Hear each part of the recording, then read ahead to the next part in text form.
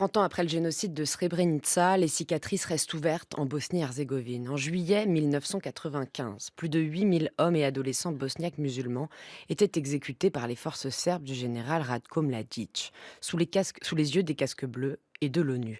Aujourd'hui, comme chaque année, des milliers de marcheurs reprennent l'itinéraire inverse de celui emprunté par ceux qui tentèrent de fuir à travers la forêt. Quelles traces ce génocide laisse-t-il encore aujourd'hui dans la région et comment se construit le travail de mémoire? Pourquoi divise-t-il encore? Bonjour Véronique Naoum-Grapp. Bonjour. Merci d'être avec nous. Vous êtes anthropologue des mondes contemporains, chercheur à l'EHESS. Et peut-être que pour commencer, cette question toute simple, où se situe Srebrenica? Oui, il faut bien comprendre que Srebrenica et Jepa sont des enclaves qui sont vraiment à l'est de la Bosnie. Donc, vous savez, les tyrans adorent regarder les cartes. Les cartes, c'est un prolongement de leur corps. Alors, ils regardent la carte, Mladic, Milosevic, Karadzic regarde la carte et dit ça, c'est à nous. Ça, c'est à l'intérieur de notre territoire. Et c'est un argument géopolitique qui, en fait, humainement, ne vaut pas un clou, mais géopolitiquement, pour le tyran qui regarde la carte avec une avidité, étrange, oui, c'était prévu de laisser ces enclaves, c'était plus propre du côté de l'Est et donc de la Serbie. Quelle était la situation de cette enclave en 1995? Alors il faut comprendre, 2 points. Premièrement, depuis Vukovar, c'est-à-dire l'été 1991, les bombardements extrêmes, les destructions de villes et ce qu'on appelait la purification ethnique ou nettoyage ethnique, qui est une traduction d'un mot yougoslave, le consiste non seul consiste à chasser les non-serbes et à les exterminer en partie, à diviser les hommes des femmes et il y avait un charnier à Vukovar et c'est comme ça que cette guerre étrange, qui est une guerre, non pas une guerre civile, mais une guerre contre les civils, a avancé. En 93, l'enclave de Srebrenica est attaquée, des villages, plus de 296 villages sont détruits, plus de 3000 personnes sont assassinées. Nous sommes à l'hiver 93 et le général Morillon, français, va tout à coup, dans une nuit étrange, digne d'un film extraordinaire, une nuit étrange dont on a maintenant le relevé minute par minute, va décider qu'il prend le parti pour les populations qui se sont mis en travers des roues de son 4x4 en disant: «Sauvez-nous». Ce qui était le mandat de la Fort-Pronu, un étrange mandat, il faut les sauver, mais quand on est sur place, il n'en est plus question. Alors après ce moment-là, le 16 avril 1993, la zone va être décidée par l'ONU, zone de sécurité. Beaucoup de réfugiés chassés par la purification ethnique dans cette région, où il y avait énormément de musulmans, mais c'était dans l'est de la Bosnie, vont arriver dans l'enclave de Srebrenica, peut-être de 60 000, enfin, alors que c'est une petite ville de 9 000 habitants à peu près. Ces réfugiés vont être enfermés, assiégés et ça nous rappelle, hélas, d'horribles souvenirs du présent, l'aide humanitaire est interdite, tout est bloqué, ils sont bombardés et même il y a un ambassadeur vénézuélien qui va dire cette population, c'est un génocide à ciel ouvert. C'est l'ambassadeur du Venezuela, il va le dire publiquement à l'ONU. C'est un camp de concentration, à ciel ouvert et donc quand arrive la période 95, toute cette population, qui voit la Fort-Pronu, alors il faut voir les soldats de la Fort-Pronu que moi-même j'avais croisés, ils sont bien nourris, il faut savoir que le 1er juillet 1995, 7 personnes sont mortes de faim à Srebrenica. Donc ça veut dire ils sont dénutris, ils sont épuisés et ils sont terrorisés. Heureusement, ils ont un héros qui contredit un peu, qui arrive à les défendre, qui fait des actions, ils essayent de trouver un peu de survivre. Mais quand arrivent ces jours tragiques, qu'est-ce qu'ils font? Et quand on y repense rétrospectivement, si c'était dans un film, on aurait envie de leur hurler: «Mais ne leur faites pas confiance! Mais n'allez pas à Potocari trouver, la Fort-Pronu». Les Néerlandais, avant c'était les Canadiens, qui ont comme mission de les protéger et ils y vont comme des fous, 25 000 aux portes de interdiction de rentrer du camp et 5 000 à l'intérieur. Pourquoi ce sont des Néerlandais dans ces forts promus, ces forces de l'ONU? Et comment expliquer l'impuissance des Nations Non, Unies à ce alors, moment-là. sont pas les Néerlandais en tant que tels. Les Français, par exemple, étaient au siège de Sarajevo et d'ailleurs, ça entraînait des conséquences terribles, mais c'est une autre histoire puisque la France, hélas, était amie de la Serbie, tout le monde le sait. Il faut quand même le dire clairement, c'est ça qui a entraîné beaucoup de dysfonctionnements. Ce sont les Néerlandais parce que les choses tournent et que, bon, ben voilà, ils sont là, mais ils sont pas très nombreux et ils voient arriver et ils appellent au téléphone et ils ne trouvent personne. Tout à coup, le général Janvier n'est plus là qui devait donner l'ordre et il a témoigné. Et donc, si vous voulez, pourquoi la Fort-Prenu? Pourquoi l'ONU n'a pas aidé? Tout à coup, les téléphones ne marchaient plus. C'est un cauchemar. C'est un peu comme au Rwanda, tout à coup, cette force d'interposition qui était là pour protéger les populations, non seulement ne va pas les protéger, les ordres ne sont pas donnés des avions. On a attendu les avions comme Godot qui ne vont jamais arriver. Par contre, Mladic, lui, il rentre. À chaque pas, il tue, il torture et devant les caméras qu'il contrôle, il donne des petits chocolats aux enfants dont il sait qu'il va assassiner les pères.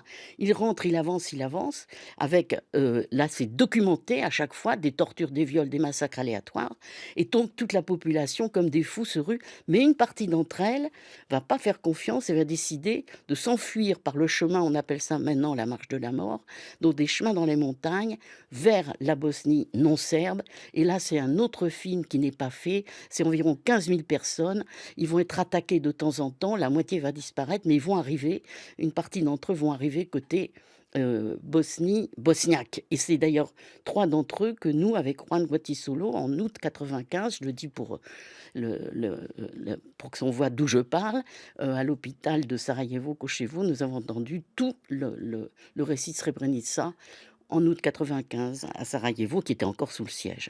Véronique Naoum-Grab, que se passe-t-il le 11 juillet 1995 et dans les jours qui suivent? Alors, il y a maintenant, les choses sont documentées. Il y a plusieurs ouvrages de référence très sérieux. Il y a celui de Rhodes, très important. Il y a aussi celui de Sylvie Maton, très important. Il y a beaucoup de travaux internationaux. Et il y a le travail du tribunal international, qui est une chose énorme et auquel tout le monde peut avoir accès. L'armée de Mladic rentre et avec ses, vous savez que c'est, quand je dis armée, il faut comprendre qu'il y a les milices, les uns appelés les scorpions, les autres. Et c'est très intéressant de savoir que les milices sont caractéristiques, comme a dit l'historien Paxton, des fascismes. Plus vous avez de milices, plus l'État veut avoir à sa botte des groupes très bien payés pour faire les assassinats et les choses horribles. Donc il avance, ces populations se précipitent, qui sont, comme je vous ai dit, dans une situation physique et psychique hallucinante qu'on a du mal à imaginer, nous, si confortables encore en France, et ils demandent: «Aidez-nous».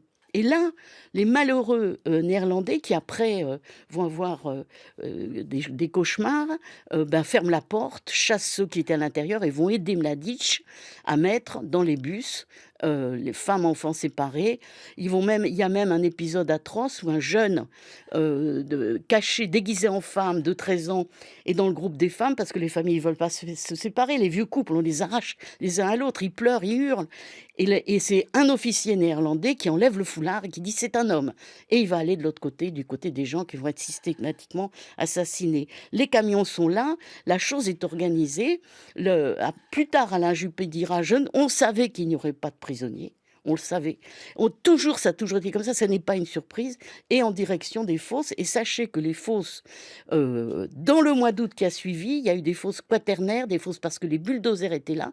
Les bulldozers pour transporter, pour cacher le massacre et transporter ceux qui restaient, des corps partout. Il y a même des corps qui sont à 40 kilomètres de distance, le fémur ici, le crâne là. Vous vous rendez compte du travail? Pour masquer et même on a des témoignages, les conducteurs de bulldozers serbes qui ont fait des cauchemars et ramassé. Et là, un gendarme français a fait toute l'enquête, puisque le bulldozer, il emmène tout. Il emmène le sable, il emmène les preuves de la composition chimique de la Terre du premier lieu d'assassinat. Donc tout a été, si vous voulez, tout est vraiment documenté extrêmement sérieusement. We also realize that if we want to memorialize Nous avons the aussi Srebrenica compris que si nous genocide, voulions mémorialiser le we génocide de the support of Srebrenica, the local authorities. nous avions besoin du soutien des autorités Those in locales, power.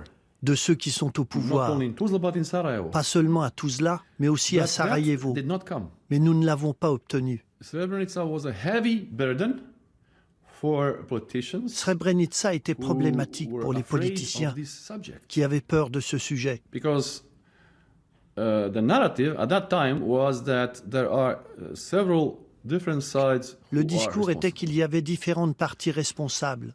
Even C'est today, toujours le that's cas the aujourd'hui. same narrative, more or less. Of course, we blamed, of course, the Serb side for the genocide. Bien sûr, nous accusions les forces But of serbes course, then you d'avoir had the commis le international génocide, community that betrayed Srebrenica people, mais aussi la communauté you know, internationale allowed the genocide to qui a happen. trahi la And population a de lot of people were Srebrenica blaming our own et government permis au génocide for- d'avoir lieu. for letting this. Et beaucoup de gens ont blâmé notre gouvernement pour avoir laissé And faire. so the politicians were really not happy at all. Donc to vraiment, deal les with this politiciens subject. n'étaient pas ravis de devoir se So confronter à we ce were sujet. more or less on our own. Nous étions seuls. Le témoignage de Hassan Nuhanovic, survivant du génocide et activiste, qui parle des difficultés du travail de mémoire dans un épisode de la série documentaire d'Aline Cateux, réalisée par Yael Mandelbaum et disponible sur France Culture, sur la solitude des Bosniens, la Bosnie-Herzégovine de 95 à 2025. Et c'est vrai qu'aujourd'hui, c'est bien ce qui nous intéresse aujourd'hui dans cette question du jour, Véronique Naumgrap, elle divise encore cette question de la mémoire sur place.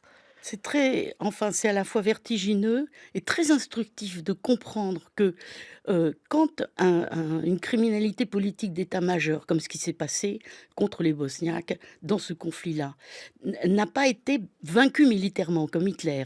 Et même avec Hitler, on a du révisionnisme, même avec la défaite militaire d'Hitler, on a du révisionnisme.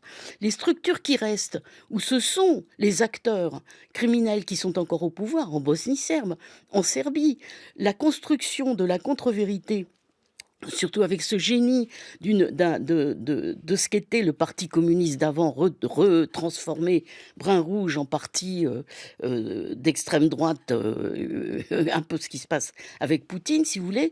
Leur génie, c'est le mensonge. C'est la construction du mensonge déconcertant, hallucinant, où on renverse dans l'autre sens. Ils ont tout fait. Je vous dis, ces charniers quaternaires, disperser les fémurs, changer, inventer, et surtout projeter sur la victime les crimes que eux font. C'est quelque chose que Poutine fait tout le temps et c'est ce qu'ils ont fait. Donc le révisionnisme a marché, évidemment, parce que les criminels étaient encore au pouvoir en Bosnie serbe et en Bosnie, et ils y sont encore, ils sont soutenus par la propagande russe et l'aide russe. Alors par contre, ce qui est stupéfiant et bien triste, c'est qu'en France, dans nos manuels, les étudiants, je dirais les généraux français, c'est une guerre qui n'est pas rentrée dans les mémoires, qui n'est pas rentré dans notre histoire. C'était le cœur de l'Europe, c'était Maastricht, c'était la fin du XXe siècle. Et c'est comme si elle n'avait pas existé. Et quand je vois beaucoup de généraux magnifiques sur l'Ukraine prendre des positions magnifiques, mais ne pas avoir compris la guerre en ex-Yougoslavie et ce qui s'est passé au Kosovo, ça me stupéfie, parce que tout était là. La cruauté extrême contre les civils, le mensonge hallucinant qui projette à l'extérieur, à la fois grossier et sophistiqué, qui hypnotise. On est obligé de proférer ce qui vous avilit si vous êtes obligé de proférer le mensonge, et en même temps une domination politique, économique, dont je parle de ces régimes, qui fait qu'ils détestent la justice internationale. Donc si vous voulez, une chose est la situation en Serbie, même en Bosnie serbe, et au début les bus qui amenaient les femmes de Srebrenica, les mères de disparus, aidées par des associations ici, comme l'association Mères pour la paix de Lille, admirable, eh bien, ils étaient caillassés par les gens qui ont pris leur maison, qui ont pris leurs appartements, en toute bonne foi, je dirais. Les pauvres Serbes, mais comment voulez-vous? Voilà, le révisionnisme est une nécessité là-bas pour les survivants qui sont du côté des assassins, et le révisionnisme est une étrangeté en France, et gravissime à mon avis, et espérons que quelque chose va changer quand même. Et lors des commémorations, on a pu entendre encore des hauts responsables dire, par exemple, un crime terrible a été commis, mais il ne s'agit pas d'un génocide, malgré, vous le rappeliez, toutes les décisions internationales du tribunal pénal international de l'ex-Yougoslavie à l'ONU. Alors, autant les Français sont prêts à accepter un génocide en Afrique. Mitterrand avait dit, ils ont l'habitude là-bas. C'est presque du racisme d'accepter un génocide en Afrique, mais au cœur de l'Europe, avec quand même une complicité. Je ne dis pas que les Français étaient méchants, pas du tout. Mais les Français, vous savez, quand il y a un génocide, il y a les acteurs, et puis autour, il y a plusieurs cercles de gens qui regardent, qui acceptent, qui sont d'accord, c'est plus confortable, qui détournent les yeux, et ce cercle est calamiteux. Et disons que les Français, donc dans ce cas-là, hélas, ont été du côté de ceux qui ont étouffé absolument cette problématique. Véronique Naum-Grapp, anthropologue des mondes contemporains, chercheur à l'EHESS, merci beaucoup d'être venue aujourd'hui Merci à vous. pour les 30 ans de Srebrenica.